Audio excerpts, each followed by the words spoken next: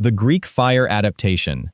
English forces returning from the Crusades brought back more than holy relics and bad memories.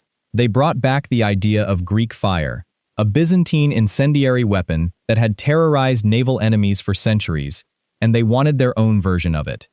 The original formula was one of the ancient world's most jealously guarded secrets, a burning liquid mixture that clung to surfaces and continued burning even when doused with water.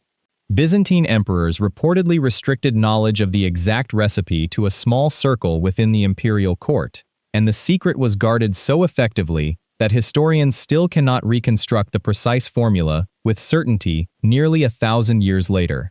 English siege engineers adapted the concept using what they could source locally and through trade, with historians pointing to combinations of naphtha, quicklime, sulfur, and various resins as likely ingredients. Rather than projecting it through bronze tubes as the Byzantines preferred, English forces loaded the mixture into clay pots and hurled them, using catapults and trebuchets, at enemy walls and ships. During the Third Crusade, forces under King Richard I deployed incendiary projectiles at the Siege of Acre in 1191, and contemporary chronicles describe fire spreading across surfaces that soldiers could not extinguish through conventional means. Some accounts from the siege describe defenders attempting to smother the flames with sand and vinegar, methods borrowed from Byzantine countermeasures, with only partial success. Contemporary siege manuals also recommended raw hides soaked in water as a barrier against incendiary projectiles, a technique English commanders adopted for their own fortifications once they understood how effective the weapon could be when turned back against them. The practical difficulties were significant. Chroniclers noted that the operators handling and preparing the mixture frequently burned themselves during the loading process, which meant the weapon had a reliable habit of injuring its own side before it ever reached the enemy. Quicklime in particular reacted violently with moisture, including sweat on a careless handler's hands, which made the preparation process nearly as dangerous as the weapon's intended use. The monarchy continued funding experimental incendiary programs into the 13th century, drawn in by the psychological power of a weapon that terrified not just the body, but the imagination. There is something uniquely demoralizing about a fire that water cannot stop, and English military commanders understood that clearly enough to keep pursuing it, despite the obvious dangers of production. The Werewolf. In 1304, King Edward I was besieging Stirling Castle in Scotland, and he was losing his patience. The castle was holding out, the conventional siege was dragging on longer than he wanted, and Edward decided the situation called for something considerably larger. He commissioned the construction of the Werewolf, the biggest trebuchet ever built on British soil, and he had it assembled entirely on site, using timber hauled from across the country. The workforce required to build it gives you a sense of the scale: 5 master carpenters, 49 laborers, and a rotating team of soldiers worked on the machine for months before it was ready to fire. Some accounts note that Edward even had leads stripped from nearby church roofs to supplement the counterweight, a decision that suggests just how determined he was to see the machine reach its full destructive potential. A trebuchet of this size could hurl a stone projectile weighing close to 200 pounds over a distance of 300 yards, with enough force to collapse entire sections of fortified wall with a single impact. The garrison watching from the battlements as this thing was built in the field below them would have had a very clear understanding of what was about to happen. And then they offered to surrender. Edward I turned them down. He had spent months commissioning and constructing the most terrifying siege engine in the kingdom, and he was not going to pack it up without firing it at least once. The castle garrison was told to wait inside while Edward watched the Werewolf hurl its first stone at the walls they were standing behind. Chroniclers of the period recorded that the impact was severe enough to bring down a section of wall, and that the noise alone sent a portion of the garrison into a panic before any further shots were fired. The siege of Stirling had already dragged on for months by the time the Werewolf was completed, involving 12 other siege engines that Edward had ordered built in parallel, and the sheer scale of the assembled artillery train is still cited by historians as one of the largest siege operations undertaken anywhere in medieval Britain. The offer of surrender was accepted only after that. Edward I was a man of very particular priorities, and apparently watching expensive machinery perform as intended was near the top of the list. The duck's foot pistol. The duck's foot pistol does not look like a serious weapon. It looks like someone attached too many barrels to a single grip and forgot to stop. 4 barrels splay outward from a central handle in a wide fan shape, splayed apart at roughly equal angles, and the resemblance to a duck's webbed foot is accurate enough that the name became standard. A single pull of the trigger discharged all 4 barrels at once, sending lead shot across a wide horizontal arc in front of the shooter. By any conventional military standard, this was a terrible firearm.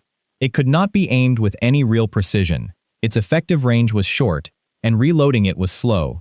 But the duck's foot pistol was never designed for conventional military use. It was designed for a very specific nightmare scenario.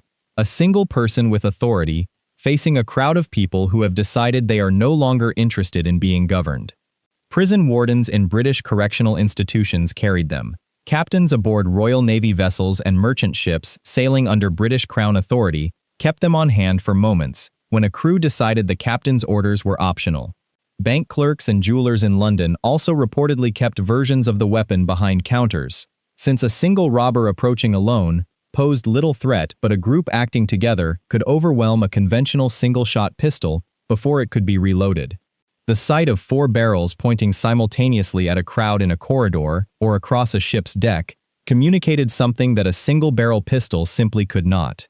It suggested that whoever was holding it had already done the mathematics on how many people were going to be shot if everyone rushed at once, and had prepared accordingly. As a crowd control device it was, by the specific logic of its use case, nearly perfect. The Puckle gun. James Puckle patented his gun in 1718, during the reign of King George I, and it was genuinely ahead of its time in almost every respect except one. The Puckle gun was a crank-operated flintlock revolver mounted on a tripod, with a revolving cylinder that allowed a single operator to fire approximately 9 rounds per minute at a time, when every other firearm in existence required complete manual reloading between shots. That rate of fire was extraordinary for the early 18th century, and the British military took enough interest to review the design seriously. A demonstration was reportedly staged in London for potential investors, and period accounts describe the crowd's astonishment at watching a single gunner fire dozens of rounds without ever stopping to reload by hand, a spectacle nothing else available at the time could match. But the feature that secured its permanent place in the history of weapons development had nothing to do with its mechanical innovation. The patent documentation specified that the gun was designed to fire 2 different types of projectile, depending on the religious identity of the target. Round bullets were designated for use against Christian enemies. Square bullets were designated for use against Ottoman Turks, on the stated reasoning that square-edged wounds would be more painful and therefore more suitable for non-Christian opponents. This reasoning was printed directly onto the official patent. The British government ultimately declined to adopt the weapon at scale, citing the mechanical complexity and expense of production, and investors who had backed the project lost their money. A satirical poem circulating in London at the time observed that the gun had demonstrated 2 things conclusively: the destructive power of fire and the even greater power of doing absolutely nothing with a good idea. The square bullet never entered mass production. Only 2 original examples of the Puckle gun are known to survive into the present day, both held in private and museum collections in England, and firearms historians regard them less as functional weapons than as physical evidence of just how strange 18th century ideas about warfare and religion could become when combined in a single patent filing. One of the most philosophically unusual concepts in the history of firearms exists today almost entirely on paper: the rocket core experimental barrage. William Congreve developed his military rocket system in the early 19th century under the direct patronage of the British Crown, drawing inspiration from a weapon that had already been used against British forces. The Kingdom of Mysore in India had deployed iron-cased war rockets against British troops during the late 18th century, and Congreve studied those designs carefully before producing his own version, a large iron tube packed with propellant and explosive, stabilized by a long wooden stick, and launched in coordinated barrages from angled metal troughs. The system entered service during the Napoleonic Wars, and the British military deployed it extensively, not because it was accurate, but because it did not need to be. The Congreve rocket was famously unreliable in terms of direction, veering off course with what observers described as genuine enthusiasm, occasionally looping back toward the positions that had fired them. British artillery officers were reportedly instructed to position rocket troughs at a safe lateral distance from friendly infantry, precisely because of how unpredictable the flight paths could be. But fired in sufficient numbers against a large enough target, accuracy became secondary to sheer psychological devastation. In 1807, British forces bombarded Copenhagen over 3 consecutive nights, launching approximately 40,000 Congreve rockets into the city, and starting fires that burned through a significant portion of the Danish capital. The rockets were also deployed at the Battle of Leipzig in 1813 and during military operations in North America, where their distinctive red glare and the sight of explosives bursting in the night sky made a strong enough impression on a particular observer that he included them in a poem written in 1814. That poem became the American national anthem. The British military eventually phased out the Congreve system as conventional artillery improved, but for roughly a decade, it represented the closest thing the world had seen to industrial-scale area denial. The Great Panjandrum. In 1943, with the Allied invasion of occupied Europe still in the planning stages, British military engineers were tasked with finding a way to breach the German Atlantic Wall, a system of coastal fortifications built from reinforced concrete that conventional infantry assault would struggle to penetrate. The solution they proposed was 2 enormous wooden wheels, each approximately 10 feet in diameter, connected by a central drum packed with explosives. Cordite rockets were attached around the rims of both wheels to propel the device up the beach under its own power, with the intention that it would roll into the base of the seawall and detonate with enough force to blow a gap through the concrete. The device was named the Great Panjandrum, after a nonsense character from an 18th-century comic monologue, which in retrospect feels appropriate. Testing took place on the beach at Westward Ho in Devon, with military observers and a Pathé News film crew present to document what was expected to be a successful demonstration. Engineers reportedly tried several configurations over multiple test sessions, at one point adding a 3rd wheel in an attempt to improve stability, a modification that made the device's behavior even less predictable than before. The rockets did not all ignite at the same time. Different rockets fired at different rates, causing the Panjandrum to veer sharply off its intended course, shedding burning rockets in multiple directions as it went. The film footage, which has survived and remains viewable, shows a large spinning wheel of fire and smoke lurching unpredictably across wet sand toward a group of men in military uniforms who are moving with some urgency in the opposite direction. One test reportedly sent the wheel careening toward a beachside hut, where several observers had been standing only moments before.